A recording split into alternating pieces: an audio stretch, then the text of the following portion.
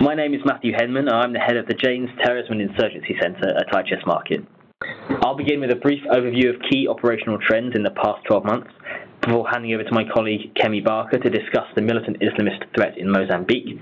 This will be followed by two linked presentations by Gabriela Serrano and I on the topic of the Islamic State's propaganda and media operations, before Chris Hawkins examines right-wing extremism in Europe.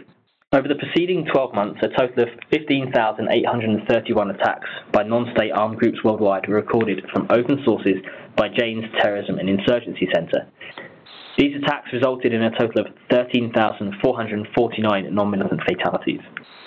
Both of these figures, though, represented decreases of more than 30% in comparison to the preceding 12-month period, underlining a substantial downturn that can largely be attributed to a major decrease in Islamic State violence following the final collapse of the group's territorial holdings in Iraq and Syria in November 2017.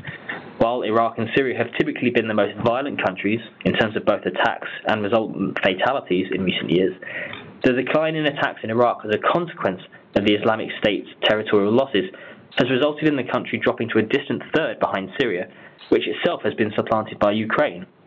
This is a broader consequence of increasing territorial gains made by the Syrian government, which secured the capital Damascus and its surrounds, and re-established control over the majority of the south and centre of the country over the past 12 months. As we know, the Islamic State lost control of all major territorial holdings in Iraq and Syria by November 2017, retaining only a residual but resilient presence in small pockets in both countries. Iraqi Prime Minister Haider al-Abadi declared final victory against the Islamic State in early December, and in some quarters there has been a persistent and mistaken assumption that the group has been defeated and the threat ended. Such misconceptions have been reinforced by the massive decline in the Islamic State's media output, dropping steadily from a zenith in terms of numbers of propaganda releases in 2015 through to the end of 2017. Prior to this decline, output was prolific, spanning a wide spectrum of mediums and encompassing a broad geographic sweep.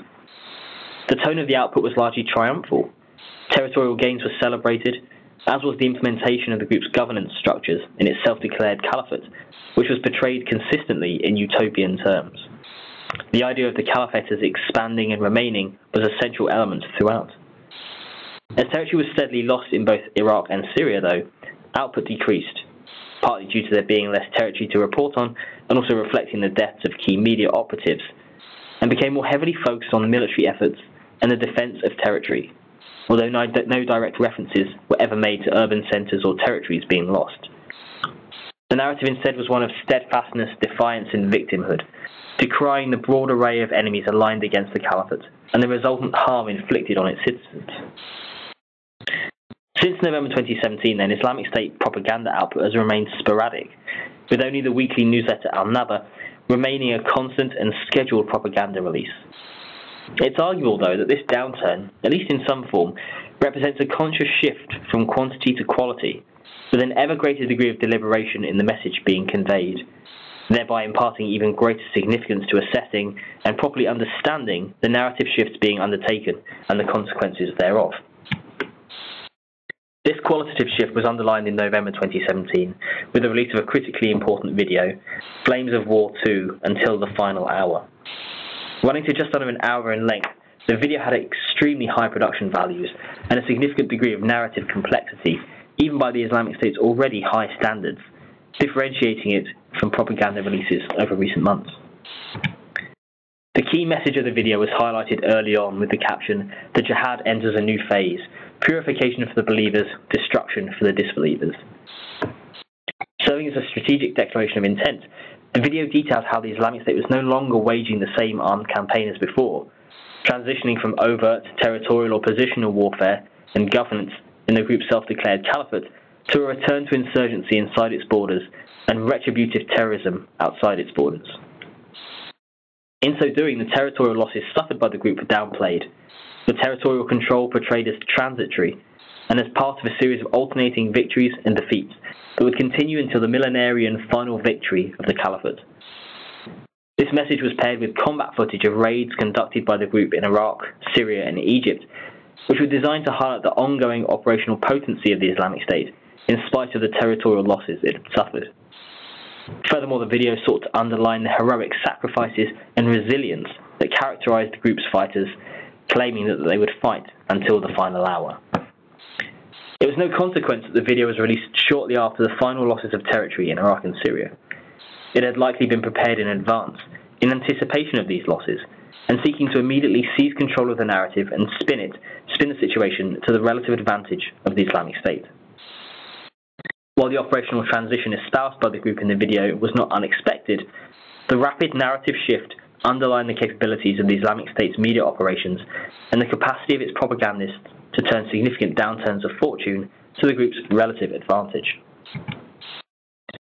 A perhaps necessary element of this narrative was largely glossing over the territorial losses suffered, not to mention the concurrent manpower and financial losses, and instead focusing on the present strategy and the inevitability of final victory. Nonetheless, a video released by the Islamic State's Wilayat al-Farat in January 2018, entitled "Those Wounded for the Cause of God," alluded to the territorial losses suffered as a means of lionizing the heroism and self-sacrifice of the group's fighters. He echoed a May 2016 statement made by his predecessor, dismissing the idea that recapturing territory from the group would represent its defeat. Instead, Mahathir portrayed the losses as a momentary period of downturn, however significant, from which the Islamic State would recover.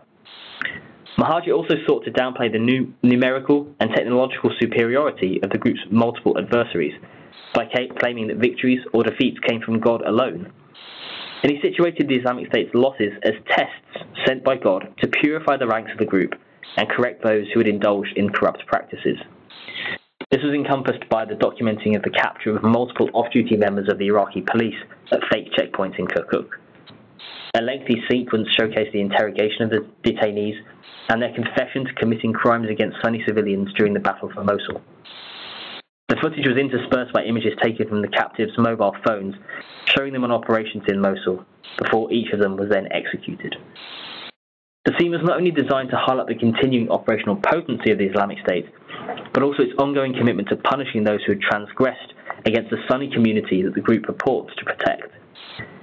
Of particular note was the close resemblance the video bore to propaganda videos released prior to the launch of the territorial campaign in 2014, when Islamic State militants conducted nighttime raids against the residences of senior Sunni notables who had either participated in or collaborated with the Awakening Council forces that had been instrumental in degrading the group in Iraq in the late 2000s.